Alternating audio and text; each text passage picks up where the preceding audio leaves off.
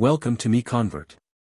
In this tutorial, I will show you how to convert GLTF files to STP format, completely free and online.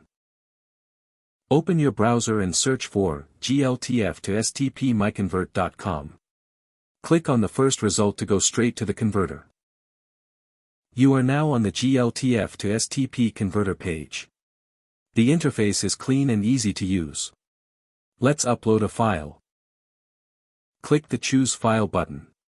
A file picker will open. Select the GLTF file you want to convert, then click Open.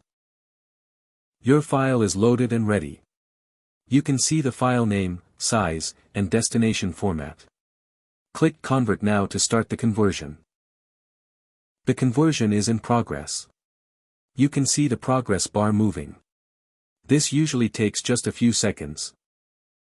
Done. Your file has been successfully converted. Click Download to save the STP file to your computer.